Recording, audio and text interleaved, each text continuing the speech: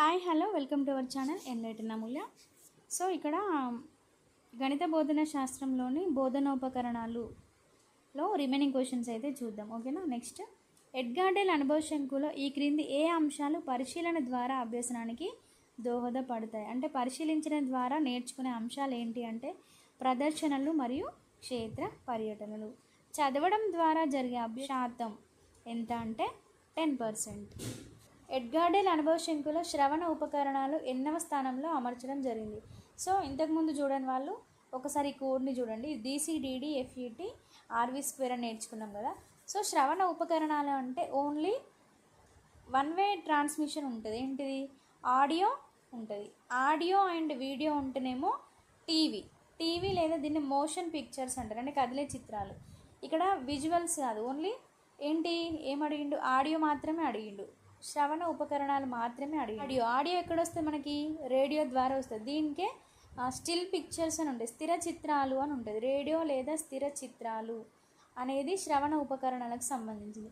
అది ఎన్నవ స్థానంలో ఉంది అంటే 8. చూడండి, 1 2 3 4 5 6 7 8. ఆడియో మరియు వీడియో అంటే శ్రవణ మరియు దృశ్య పరికరాలు అన్నప్పుడు 7వ స్థానం పెట్టాలి.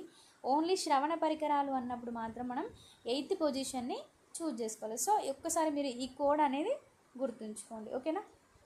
నెక్స్ట్, ఎడ్గార్డెల్ అనుభవ శంకువులో విద్యార్థులకు చిరకాలం అభ్యసన నిలిచి ఉండేందుకు ఎక్కడ అమర్చడం జరిగింది అంటే ఆధార భాగంలో. ఆధార భాగం అన్నా, కింద భూమి అన్నా, బేస్ అన్నా అంతా ఒకటే. లాస్ట్ పైన ఉండే ఆ భాగాన్ని ఏమనుకోవచ్చు?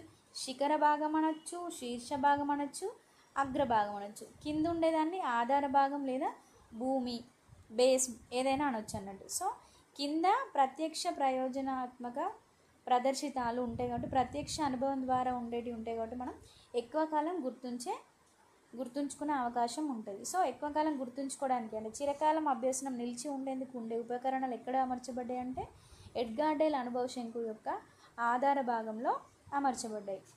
అండ్ అనుభవ శంకువులో పైనుండి క్రిందికి వచ్చే కొద్ది ఏమైతే మూర్తత్వం అనేది పెరుగుతుంది. అమూర్తత్వం తగ్గి మూర్తత్వం పెరుగుతుంది. శాబ్దిక చిహ్నాలు మనం జస్ట్ వింటాం, దాని గురించి మనకు ఎటువంటి ఆలోచన లేదు. కానీ లాస్ట్ ప్రయోజనాత్మక అనుభవాలు ఏం చేస్తామంటే స్వయంగా నేర్చుకుంటాం కాబట్టి అమూర్తత్వం అనేది తగ్గి మూర్తత్వం పెరుగుతుంది. నెక్స్ట్, కోబెన్ అనే విద్యావేత్త ప్రకారం వినడం ద్వారా జరిగే అభ్యసన శాతం ఎంత అంటే 11%. నెక్స్ట్, ఎడ్గార్డెల్ అనుభవ శంకులో ప్రదర్శన వస్తువులకు మధ్యలో అమర్చబడిన అభ్యసన అనుభవ అంశం ఏది అని అడుగుతున్నాడు. సో మళ్ళీ ఎడ్గార్డెల్ని తీసుకుంటే ఇంతకుముందు క్వశ్చన్ DCDD FET RV² అనే కోడ్ పెట్టుకున్నాం. ఇప్పుడు ఏమంటున్నాడు? ప్రదర్శనలు అంటే ఎగ్జిబిట్స్, ఇంకా ప్రదర్శన వస్తువులు డెమాన్స్ట్రేషన్కి సంబంధించిన దాని మధ్యలో ఏముంది? F ఉంది. F అంటే ఏంటి? క్షేత్ర పర్యటనలు అంటే ఫీల్డ్ ట్రిప్స్ అన్నమాట. సో ఇట్లా గుర్తుంచుకోవాలి. సో కన్ఫ్యూజ్ అవ్వాల్సిన అవసరం లేదు.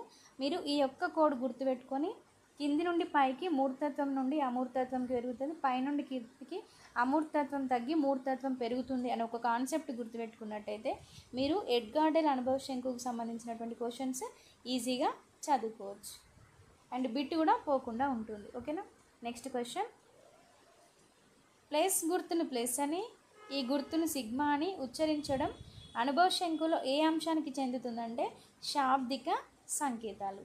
నెక్స్ట్, ట్రాన్స్పరెన్సీలను ప్రదర్శించడానికి ఉపయోగపడేది ఏంటంటే ఓవర్ హెడ్ ప్రొజెక్టర్స్ OHP అంటారు. నెక్స్ట్, కాగితాన్ని లేదా అటువంటి అపారదర్శక వస్తువులను ప్రదర్శించడానికి ఉపయోగపడేది ఒపెక్ ప్రొజెక్టర్స్. ఫస్ట్ క్వశ్చన్, గణిత బోధనలో ప్లానెల్ బోర్డు ఉపయోగం ఏంటి? ప్లానెల్ బోర్డుని ఎందుకు యూజ్ చేస్తారంటే జామితీయ పటాల నిర్మాణాలని ఉదహరించుటకు అంటే ఎక్స్ప్లెయిన్ చేయడానికి ప్లానెల్ బోర్డుని అయితే యూజ్ చేస్తారు. నెక్స్ట్ క్వశ్చన్, దీర్ఘచతురస్రంతో పోల్చుచు ఒక సమాంతర చతుర్భుజ వైశాల్యాన్ని గణన చేయుటకు ఎక్కువగా ఉపయోగపడే బోధనోపకరణం ఏంటి అట? ప్లానెల్ బోర్డు. ఇప్పుడు ఏం చేస్తారంటే ఫస్ట్ దీర్ఘచతురస్రాకారాన్ని తీసుకొని ఇక్కడనే ఏం చేస్తారంటే ఒక సమాంతర చతుర్భుజాన్ని తీసుకొని ఈ సైడ్ని ఇట్లా అన్నప్పుడు మనకి ఇదంతా ఎక్స్ప్లెనేషన్ ఎక్కడ జరుగుతుంది అంటే ప్లానెల్ బోర్డు మీద జరుగుతాయి. ప్లానెల్ బోర్డు మీద ఈ జ్యామితీయ పటాల నిర్మాణాలని ఎక్స్ప్లెయిన్ చేయడానికి ప్లానెల్ బోర్డు చాలా బాగా యూజ్ అవుతుంది. నెక్స్ట్ క్వశ్చన్, తరగతి గదిలో నల్లబల్ల తర్వాత ఉపాధ్యాయుడు ఎక్కువగా ఉపయోగించే బోధనోపకరణం ఏంటి అంటే చార్ట్స్.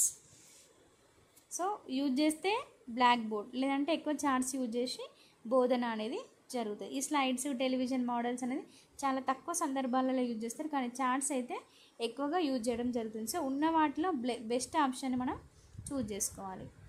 నెక్స్ట్ క్వశ్చన్, బోధనోపకరణాలలో చార్టుల ఉపయోగం ఏంటి అంటే చిత్రాలు, మోడల్స్ ప్రదర్శించడానికి, ప్రత్యేక విషయాలపై సమాచారాన్ని ఇవ్వడానికి, సూత్రాలు, నిర్వచనాలు నమోదు చేసి పునశ్చరణ చేయడానికి, ఉపాధ్యాయుడు సమస్యలను సాధించడానికి. సో చార్టుల యొక్క ఉపయోగం ఏంటంటే మనం ఎక్స్ప్లెయిన్ చేసిన తర్వాత చార్ట్లను ఎందుకు క్లాస్ రూమ్లో పెడతామంటే పదే పదే వాటిని రివిజన్ చేయడానికి, సూత్రాలు, నిర్వచనాలు దాని మీద రాసి పిల్లలకు చూస్తున్న కొద్దీ ఎక్కువ కాలం గుర్తుండడానికి, పునశ్చరణ చేయడానికి ఈ చార్ట్లు అనేవి యూజ్ అవుతాయి. నెక్స్ట్ క్వశ్చన్, ప్రత్యక్ష బోధనోపకరణ సాధనలో చేర్చబడనిది. ప్రత్యక్షంగా చెప్పడానికి మనకి ఫిల్మ్స్ ఉంటాయి, స్లైడ్స్ ఉంటాయి, ఫిల్మ్ స్ట్రిప్స్ ఉంటాయి, కానీ ఈ పటాలు అనేవి ప్రత్యక్ష బోధనోపకరణ సాధనలో ఇంకా చేర్చబడలేదు. సో ఇవి గత పరీక్షలలో అడిగినటువంటి ప్రశ్నలు. Thank you for watching.